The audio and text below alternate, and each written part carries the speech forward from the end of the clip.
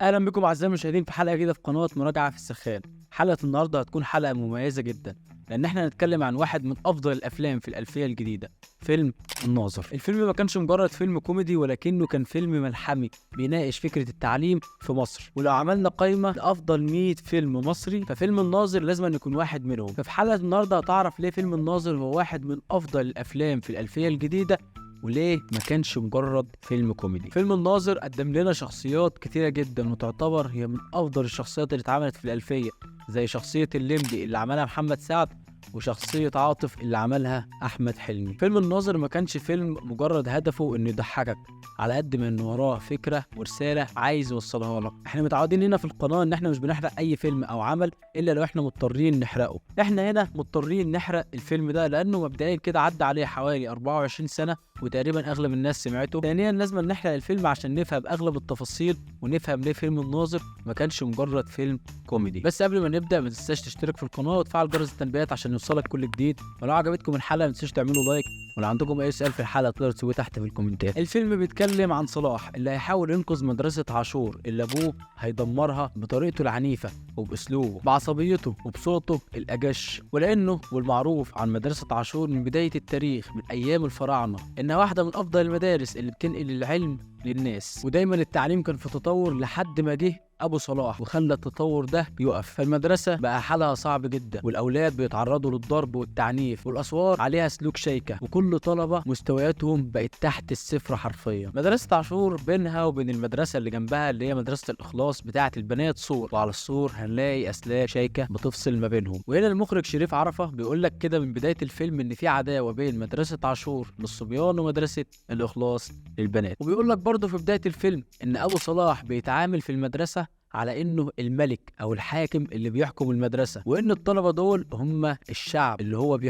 بيحكمهم بالعصايه بتاعته هو وبقيه المدرسين اللي معاه. وهتلاحظ ده في حال الطلبه وهم داخلين الفصول باصين في الارض، تحس ان نفسيتهم مكسوره من كتر الضرب والاهانه اللي الاطفال بيتعرضوا ليها. واعتقد ان ده كان كافي جدا انه يرسم لك صوره للمدرسه وللناظر وللطلبه والمدرسين. بعد كده ندخل على بطلنا صلاح اللي خد الثانويه على 6 سنين وما كملش تعليمه لان ابوه دايما كان بينجح صلاح من غير ما يخليه يذاكر، وده اللي خلاه يفشل في التعليم. ولان صلاح كان عايش دايما تحت قهر ابوه فكان ضعيف الشخصيه وانسان متردد في كل حاجه في حياته. هيموت الاب والام هتسيب صلاح وهتمشي، وهيفضل صلاح لوحده ما يبقاش ليه اي حد يروح له غير صديقه عاطف، الشخصيه الايقونيه اللي قدمها العبقري احمد حلمي، واحده من افضل الشخصيات اللي اتعملت في الالفيه الجديده. الشخصيه اللي اتكلم عنها كتير في الحلقه وهنشيد بدور احمد حلمي في شخصيه عاطف. كلنا مستحيل ننسى شخصيه عاطف لدرجه ان احنا لو جبنا ممثل تاني يعمل الشخصيه مش هنحبه ولا هنضحك كل الضحك اللي احنا ضحكناه على شخصيه عاطف في فيلم الناظر. بالمناسبه عاطف ساعه ما وقع القصب اللي هو احمد حلمي، الشخص اللي كان بيزعق له كان بيشتمه كان هو المخرج شريف عرفة. عاطف شخصيه مستفزه وفي نفس الوقت شخصيه تشدك انك تحبها، يعني ميكس كده متناقض وجميل وصعب ان اي ممثل يقدر يعمله. لو هتلاحظ ان عاطف على مدار الفيلم كان مهمش من كل الناس، لكن انت كمشاهد هتتعلق جدا بالبرسونا بتاعت عاطف. وعلى مدار الفيلم هتلاحظ ان هو لابس طقم واحد مش بيغيره، وهتلاحظ ان الدنيا لو ولعت او قلبت هي الابتسامه اللي عاطف بيبتسمها قصاد كل المواقف. وهتلاحظ برضه فوق كل ده انك لو شلت شخصيه عاطف من الفيلم مش هيأثر على الحبكه الدراميه ولا هيأثر على سير الاحداث ولا هيكون في اي افاده او ضرر انك لو شلت الشخصيه. وفي نفس الوقت لو انت شلت شخصيه عاطف من فيلم الناظر بعد ما تتفرج على الفيلم هتحس ان في حاجه ناقصه، هتحس ان في فجوه كبيره، مفيش اي حاجه في الفيلم هتقدر تسد الفجوه دي الا عاطف. فما تفهمش احمد حلمي عمل ايه عشان يخلينا نتعلق بالشخصيه دي كده. نرجع لموضوعنا لان احنا كده اتكلمنا عن الشخصيه حبتين حلوين. صلاح هيقرر ان هو لازم يبقى صايع ويتعلم الانحراف عشان يعيش اللي ما عاشهوش لما كان والده موجود. هيقرر يروح للمرشد والمعلم والناصح اللي هيساعد صلاح انه يتعلم الصياعه، وهيروح لتاني شخصية أيقونية وتاني شخصية من أفضل الشخصيات اللي اتعملت في الألفية الجديدة، شخصية الليمبي اللي قدمها لنا العبقري محمد سعد. صراحة لما راح للليمبي المخرج شريف عرفة فرش لنا الفرشة بتاعة الليمبي، مين هو الليمبي ده وهو ازاي هو البلطجي المناسب اللي هيقدر انه يعلم صلاح الصياعة. اقعد جنبك خالص. ابتدائي مدرسة عاشور، المدرس اللي ضربته بمطوة واتحبست عشانه.